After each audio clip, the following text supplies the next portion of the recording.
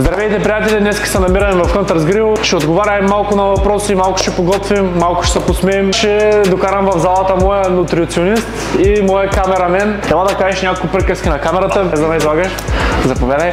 Здравейте, аз съм Кристиян Николов, нутриционист на Теодор Христов. Последните 2 години, както работим заедно, цяло аз се грижа за неговата храна, неговия хранителен план и също така аз му приготвям и храната. Занимавам се също и с други професионални спортисти, активни хора, които просто желаят да се хранят по здравословен начин. Днес представяме едно от любимите хранения на Теодор, които му правя последните 2 години. Това е паста с колско месо. Пастата е бавен въглехидрат, който по принцип помага на спортистите да го усвоят по-бавно през деня, за да можете да има достатъчно енергия. Тоест, кажем както е той в случая, има дворазови тренировки да прави или нещо друго. Този тип въглехидрат на него лично му помага да се чувства по-енергичен. А конското, за сметка на това, е протеин, който има много желязо, има много малко мазнини и това е просто самата комбинация от двете храни е перфектна за след тренировъчно хранене.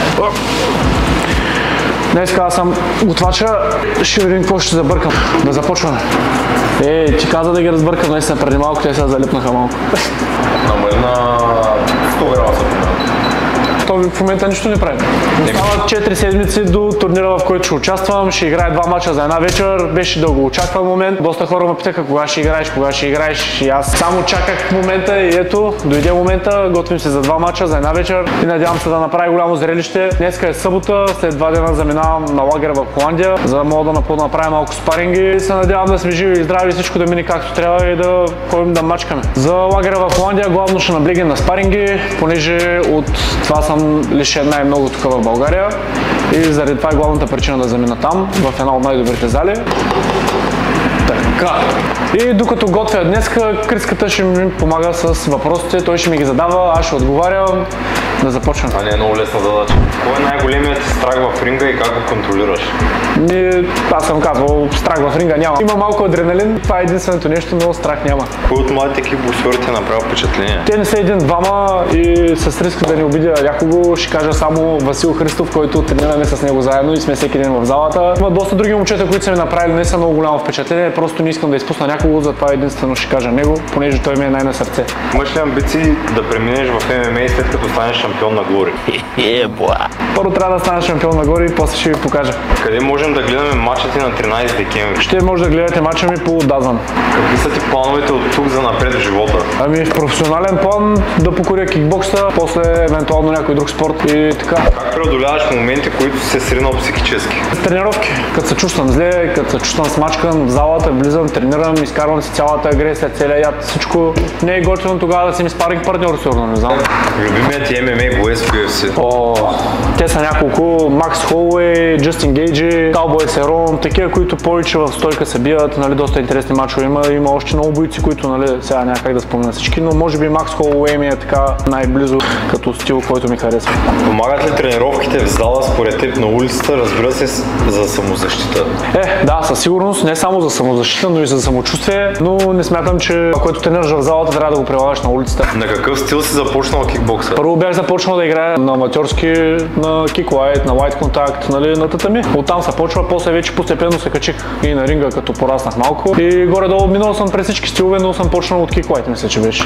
Какво мислиш за тежките спаринги, колко често трябва да се правят? Смятам, че без тежки спаринги е неизбежно за подготовка за матч, понеже това е нещо необходимо, това те докарва най-близо до матч. Но и не е хубаво да се прекалява, понеже стават травми, стават контузии. Трябва по някакъв начин да може да се самосъхраним и тези спаринги да са в точния период на подготовката. Кой противник до сега ти е бил най-неудобен и с най-тежки удари? Най-неудобен ми е бил Чико Кваси. Самия му стил е много странен, труден е за ударене, но може би най-тежкият съперник, с който съм играл в Глори е първият ми матч с Едуард Гафенко. Буквално в матча може би ме ударил 4-5 пъти, обаче доста големи последици. Една седмица след това не можех да ама боля, че нето, че беше луда работа. Финансово струва ли си да си шампион на Глори?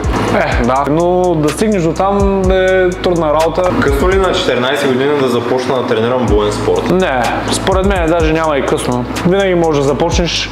Зависи каква ти е целта. Ако искаш да стигнеш, нали, до много високо ниво, предполагам, че малко по-рано трябва да почнеш, ама ако просто искаш да се пуснеш, да се състезаваш и до колкото и години да почнеш, няма никакво значение според мен.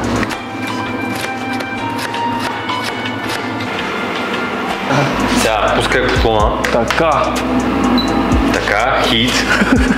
Сложи сега малко зехтин за готвене. Май сложих масло.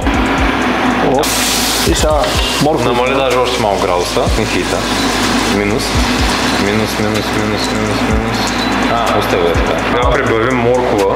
Първо моркова само, защото той се готви по-бавно. Да. Така. То с морков тук той стана като пържени картофи вече. Да слагам ли другите работи? Махне ти котлончето, махне го котлона. Сега може да използваш и тая вода, да я вкараме към моркова. Малко се да умекоти моркова. Пазица. Ето, сега чакам просто моркова да се задуши. След като задушихме моркова, може да прибавиш лука и чесъна. Ето, помагам. Благодаря.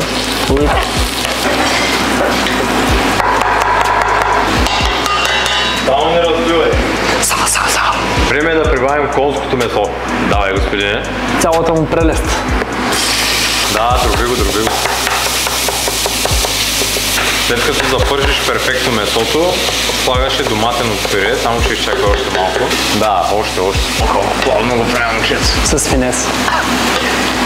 Може ли да опишеш накратко какъв тип тренировки правиш през седмицата? Като съм в подготовка за матч, главно наблягам на кардио, като и карвам малко щанги, понеже всяка част от тялото трябва да не почува, винаги трябва да е в работа. И да, но главно наблягаме на кардио преди подготовка за матч, както съм в момента.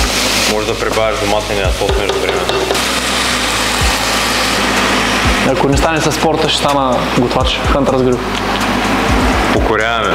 По-накъсан ли си за втория матч с Чико и открил ли си неговата слаба страна? Да, със сигурност съм много мотивиран. След като паднах от него, следващия ми матч пак да е с него, това смятам, че е съдба. Мисля, че съм си взел пулка от първия матч. Това, че подходих много емоционално, ми костваше матча. И сега смятам да направя промяна в плана и да действам наистина по съвсем различен начин и да си взема реванша и да покажа, че мястото ми е там. Време е да слагаме подправките, слагаме ги на твое усмотрение. Готвиш. Добре. Не май беше добре. Добре. Със слабото ти място солта. О, да. Класа. Сега прибави риган и босилек. Не е лошо, май на 25 години да ме учат как се слагат поправки. Време е да прибавим паста, за да ги смесим. По принцип може и по-отделно. Кога започна с обратния гард? И още от малък, още като съм почнал, съм си ги въртял и двата. Винаги ми е било интересно да правя малко по-различни работи, но може би последните 2-3 години съм се настроил най-така да обърна внимание на това нещо. Аз обратния гард смятам, че е един от най-големите ми козове. То аз сам за себе си не знам как ще играя, съперниците ми как да знаят, нали? Това е голям бонус. Леш, брат. Кои са били най-големите си трудности в спорта при изкачването до върха? Ами може би контузии от към финансова гледна точка. Това са, нали, предполагам, че на всички спортисти най-големите трудности и може би да имаш и време, нали? Как би посъветвал младите и нови бойци да се справят с напрежението преди битката? Според мен просто мислете на това какво сте тренирали и сами трябва да придобиете самочувствието, да излезете и да го покажете, защото това да се притесняваш и да има някакво допълнително напрежение може единствено да ви влоши нещата. Колкото по-спокоен си според мен, толкова по-добре ще покажеш това, което си тренирал. Той не тъй ще е по-лесно, брат. Да. Брат, с паста с конско е много силно нещо, наистина.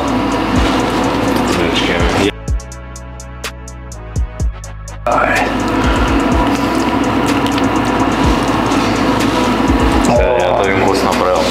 Страшно. Не, е много добре.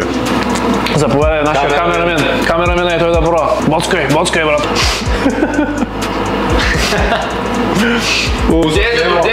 Това е вечерята ми за след тренировка, но ние нападнахме малко от раничко, затваряме, понеже ще изчезне. Приключихме днеска с готвенето, отиваме в залата и да видите как почва вече малко по-сериозната част от тренировките ми за матча. Като днес и моя нутриционист и камерамен ще тренират с мене, че се позабавляваме всички заедно.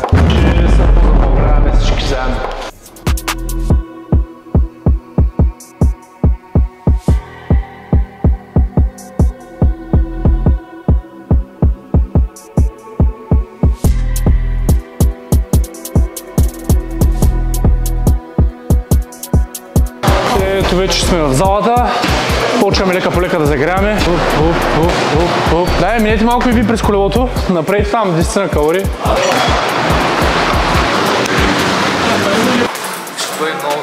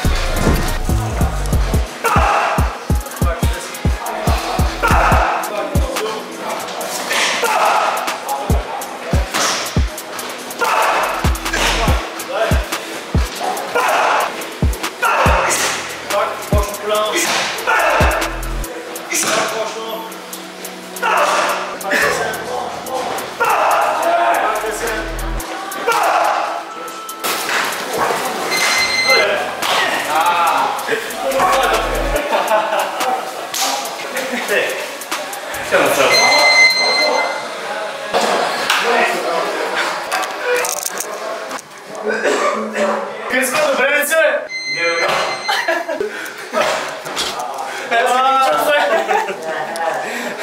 Ето го. Нутрициониста върна нутрото. Направо върнате.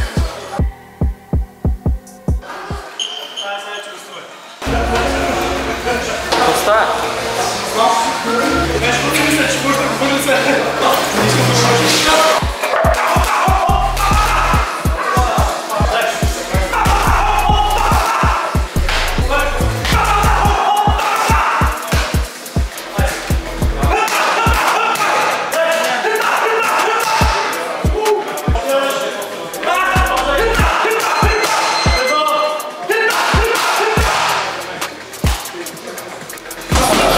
Сега ще правим по 100 въртенията на диск. Всяко опускане на диска ще ни коства 10 лицеви опори. Така че давай да почнем.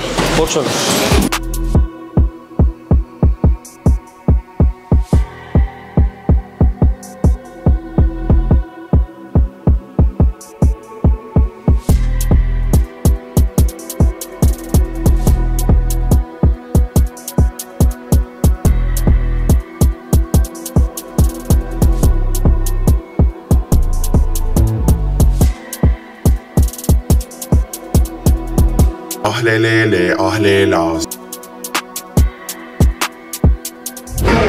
Откакто е излязъл от туалетната стои така. Човек да не се пошегува. Направихме двамата упражнението с диска. От еднат не сме пускали нито един път диска. Нашето момче още седи нутрициониста. И така, това е за днеска. Потренирахме, посмяхме се, поговорихме малко. Ако искате да гледате подобен тип съдържание, знаете какво трябва да направите. Също ако искате да видите още нещо, някоя идея за клип, може да коментирате, ще го направим реалност. Като за край на клипа, нашия човек готвача иска да му ударим много широ, да видим дали боли толкова много, както на клиповете. Сега ще разберем. Здравейте всички, аз съм Делян Славов. Днешната тренировка мина много добре, доволен съм от всички. Сега това, което ще видите, е контролиран експеримент. Не правете това помежду си, у дома или където и да е. Това е нещо, което контролираме. Давай! Само пък са ръцете, един път пробно да виж къде е. Майко. Понякога не всичко е максимално контролирано.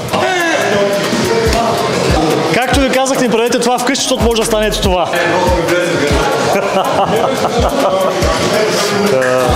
Това беше една част от тренировката ни. Нашето момче, нутрициониста, малко повърщаше, ама като за първи път е добре, ще идва по-често, нали те вече, Кръска?